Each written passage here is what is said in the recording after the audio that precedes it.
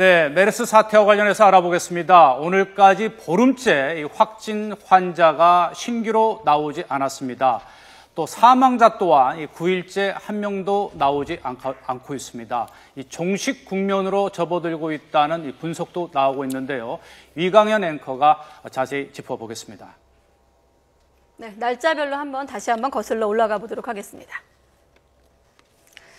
네, 5월 20일이죠. 국내 첫 메르스 확진 환자가 발생한 이후 6월 7일 23명의 확진 환자가 추가되면서 폭발적으로 증가를 했습니다.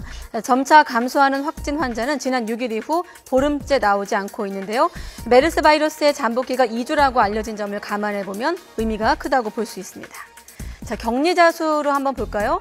6월 18일 6,729명을 정점으로 오늘 기준으로 22명, 많이 크게 준 것을 확인할 수 있습니다. 자, 5월 20일 국내 첫 메르스 확진 환자가 나온 지 오늘로 꼭 2달이 되었습니다. 메르스 사태가 사실상 종결된 것 아닌가 하는 관측도 나오고 있는데요. 전문가와 함께 계속 이야기 나눠보도록 하겠습니다. 네, 이광현 앵커가 얘기했던 대로 보름째 신규 환자 나오지 않고 있습니다. 또 지난달 13일에 부분 폐쇄됐던 이 삼성 서울병원도 오늘 0시부터 이 집중관리병원에서 해제가 됐습니다. 이로써 이 집중관리병원 15곳 모두 해제가 완료가 됐는데요. 그 의미를 전문가 연결해서 알아보도록 하겠습니다.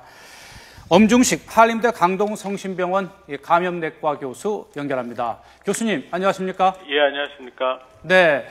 이 삼성 서울병원 부분 폐쇄가 됐었는데 오늘부터 이제 해제가 됐습니다. 이로써 이제 집중관리병원 15곳이 모두 해제가 돼서 이제 진료를 재개하게 됐는데요. 이 조치가 어떤 의미가 있는 겁니까?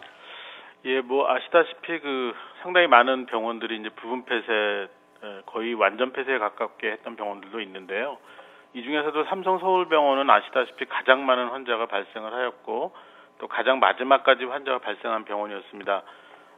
진료 재개 결정 과정을 보면 단순히 마지막 환자가 발생하고 최대 잠복기인 2주가 지나서 이루어진 것이 아니고 이게 이제 즉각 대응팀을 비롯한 보건당국과 서울시 그리고 삼성 서울병원 측이 공동으로 이 메르스 확산 방지를 위한 대책을 만들어서 시행하는 과정을 거쳤고 그렇게 이루어진 여러 가지 대책이나 시행 과정 그리고 결과를 즉각 대응팀이 면밀하게 검토해서 이제 재개가 결정이 된 것입니다. 그래서 이 진료 재개를 하게 되었다라는 것은 네. 더 이상 삼성 서울병원에서 메르스에 의한 감염 발생할 가능성이 현재는 없다. 이런 결론을 의미합니다. 네. 추가로 이제 감염 환자가 나올 가능성이 없다. 그래서 이제 삼성 서울병원 부분 폐쇄가 해제됐는데 사실 국내 최고 병원 가운데 하나였던 삼성 서울병원이 이번 메르스 사태의 최대 어떻게 보면 지원지가 되지 않았습니까? 네. 자, 어떻게 해야지 앞으로 이렇게 잃어버린 신뢰를 되찾겠습니까?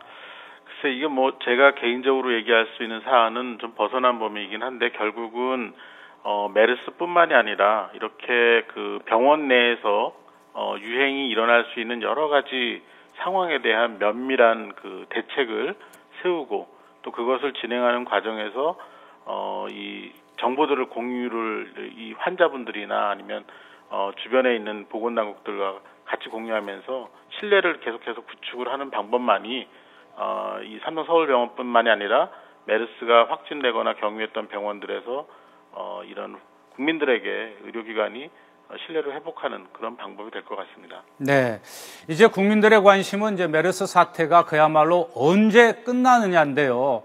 이 정부도 자체적으로 메르스 사태 종식 선언을 검토하고 있다고 얘기를 듣고 있는데 교수님께서는 이 종식 선언 언제쯤 이루어질 것으로 보십니까? 이게 상당히 좀 논란의 여지가 있습니다. 감염병의 종식 시점은 질병 특성에 따라서 결정이 되긴 하는데 그것만이 아니라 감염병이 유행한 국가나 지역사회의 특성도 고려돼야 됩니다.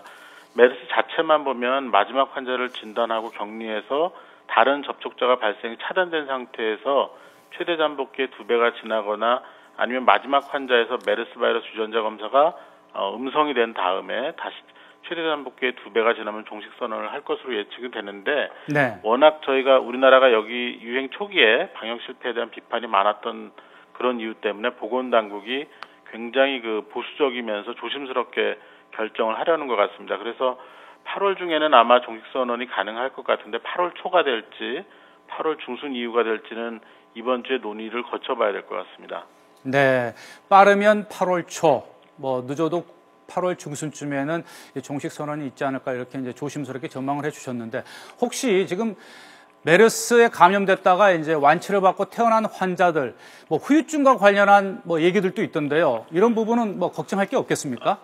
이제 이게 상당히 중증으로 앓고 오래 치료를 지속했던 분들이 주로 문제가 되고 있습니다. 이제 우리 몸에 어떤 장기나 염증 반응이 아주 심했거나 또는 오래 지속됐던 경우에는 회복하는 과정에서 그 장기의 조직이 섬유화가 일어날 수 있습니다. 이 섬유화라는 게 일어나면 예를 들어서 폐를 예를 들면은 정상 폐는 아주 말랑말랑해서 숨을 들이쉬거나 내쉴 때 이렇게 부풀어 오르거나 쪼그라드는 과정이 아주 부드럽게 일어나지만 섬유화가 일어나면 폐 조직이 딱딱해지기 때문에 이 호흡이 제대로 안 되고 폐로 들어간 산소가 이산화탄소하고 잘 교환되지 않는 상황이 발생합니다.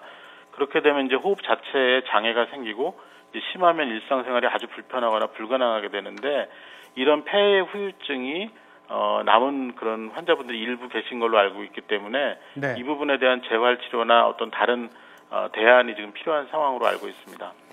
네.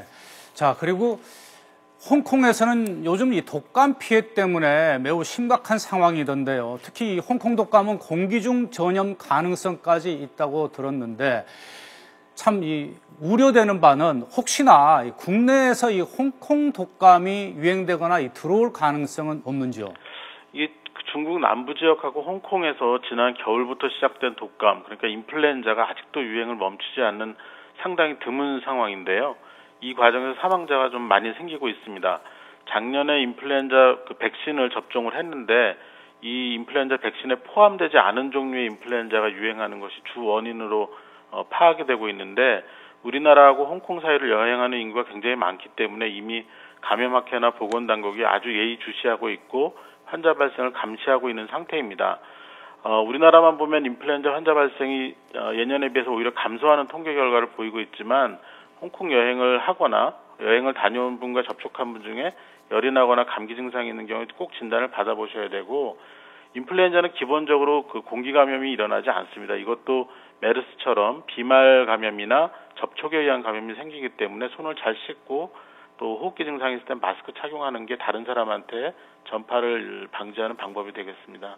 네, 지금까지 메르스 사태와 관련해서 이 메르스 민관합동 즉각대응팀 소속의 이 엄중식 한림대 강동성심병원 간염내과 교수였습니다. 엄 교수님, 오늘 말씀 고맙습니다. 예, 감사합니다.